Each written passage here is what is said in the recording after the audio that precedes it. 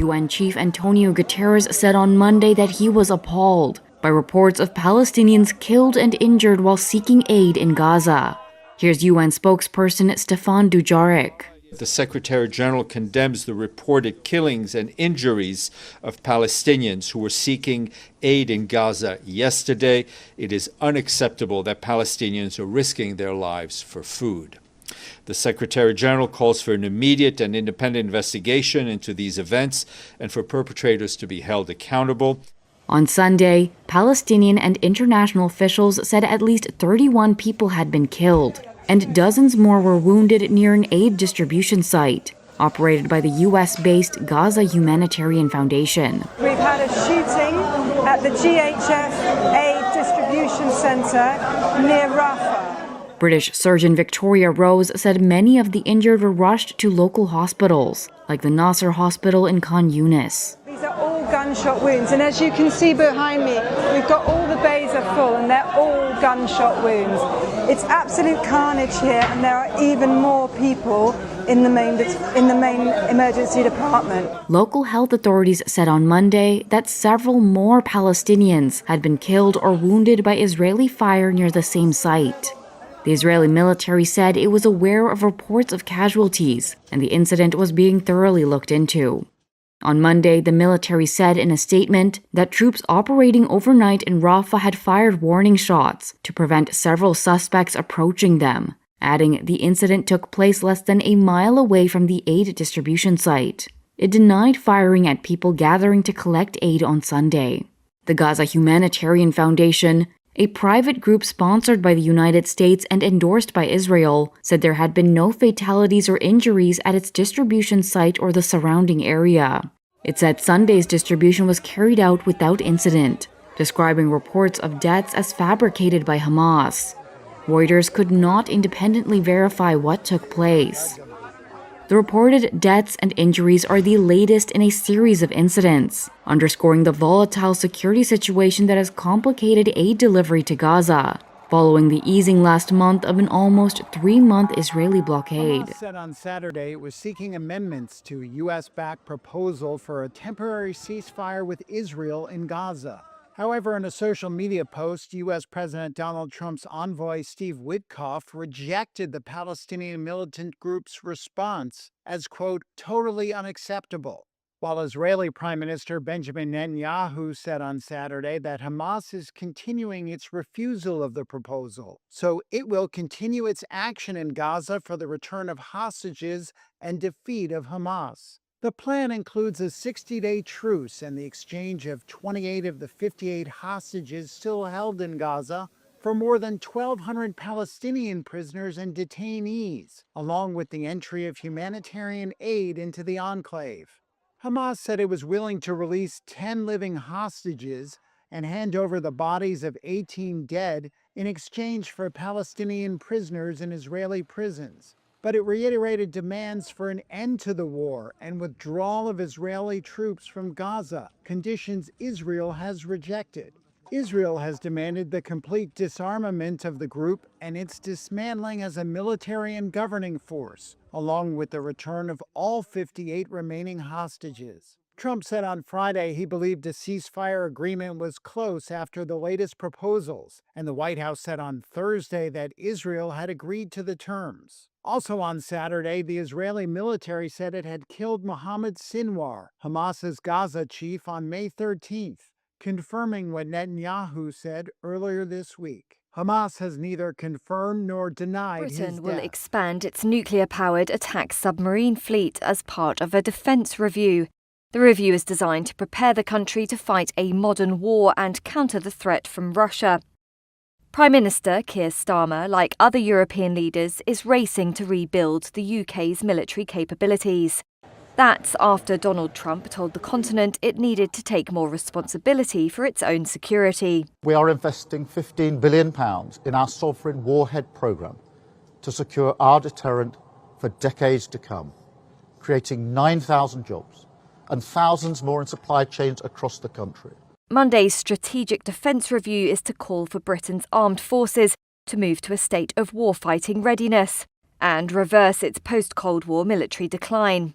Starmer was speaking to workers at a BAE Systems shipbuilding site in Scotland. When we are being directly threatened by states with advanced military forces, the most effective way to deter them is to be ready. And frankly, to show them that we're ready. To deliver peace through strength. Despite cuts to the military budget in recent years, Britain still ranks alongside France as one of Europe's leading military powers. Its army helps to protect NATO's eastern flank, and its navy maintains a presence in the Indo-Pacific.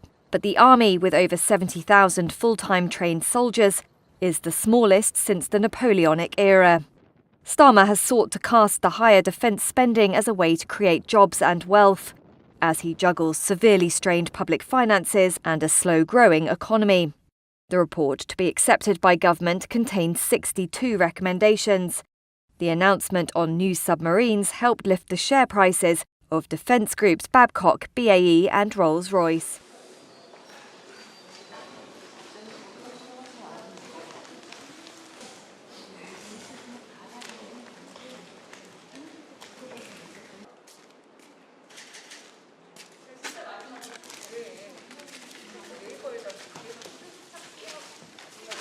경기가 너무 나빠졌어.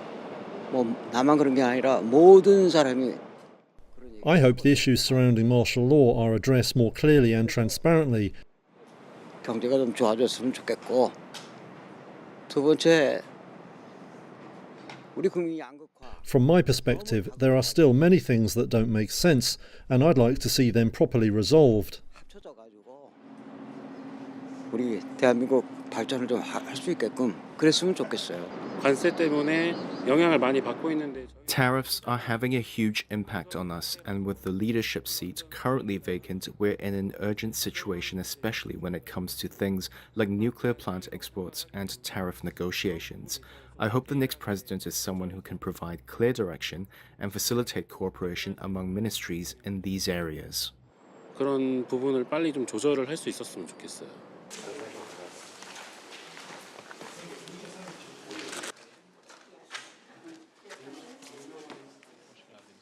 Russia and Ukraine agreed to exchange more prisoners of war and return the bodies of 12,000 soldiers after peace talks in Istanbul on Monday. The warring sides met for barely an hour for only the second such round of negotiations since March 2022. But there was no breakthrough on a proposed ceasefire, which Ukraine, its European allies, and the US have urged Russia to accept. Russia says it wants a long-term settlement rather than a pause in the war. Ukraine says Russia does not want peace and that new sanctions are needed to force it to pursue a ceasefire. Following Monday's talks, Kremlin aide Vladimir Medinsky said Russian negotiators had handed their Ukrainian counterparts a detailed memorandum outlining Moscow's terms for a full ceasefire, and also suggested a short ceasefire to collect the bodies of dead soldiers. According to Russian media, Moscow said it would only agree to end the war if Ukraine gives up big new chunks of territory and accepts limits on the size of its army.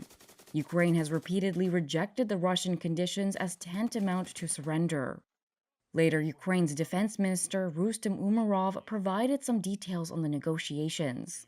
Only during the discussion today, Russians handed over its document to our delegation. Our teams will take a week to review the documents, and then we can coordinate further steps. On release of prisoners of war, we agreed to focus on specific categories rather than numbers. We agreed to exchange all for all, seriously wounded and seriously sick prisoners of war. Second category is young soldiers who are from 18 to 25 years old, all for all. Also, we agreed to return 6,000 to 6,000 bodies of fallen soldiers. Children. We have provided the other side with a list of several hundred Ukrainian children who were deported to Russia. Umerov said Ukraine also proposed more talks before the end of June, believing only a direct meeting between Ukrainian President Volodymyr Zelensky and Russia's Vladimir Putin can resolve the outstanding issues. Turkish President Tayyip Erdogan hailed Monday's talks as a great meeting, and he expressed hope to bring together Putin and Zelensky for talks in Turkey that could also include U.S. President Donald Trump. Both Ukraine and Russia, for different reasons, are keen to keep Trump engaged in the peace process. Trump has said the United States is ready to walk away from its mediation efforts unless the two sides demonstrate progress towards a deal. U.S. steel and aluminum prices soared on Monday after President Donald Trump said he would double tariffs on the two metals to 50%, intensifying the global trade war. Trump's announcement came late Friday, just hours after he accused China of violating an agreement to mutually roll back tariffs and trade restrictions for critical minerals. The new steel and aluminum tariffs are set to take effect on June 4th. Traders reacted Monday by sending aluminum prices skyrocketing 54%, while U.S. hot-rolled coil steel climbed about 7.5%. Meanwhile, the tariff shift was applauded by U.S. producers of aluminum, who saw their shares spike on the hope that duties would stop a flood of imports. Shares of steel manufacturer Cleveland-Cliffs surged as much as 24%, while Steel Dynamics and Nucor each climbed more than 10%. On the flip side, shares of Asian and European steel firms slumped, with Salzgitter, Germany's second biggest steelmaker, warning that Trump's tariff policy would deal a severe blow to the European industry.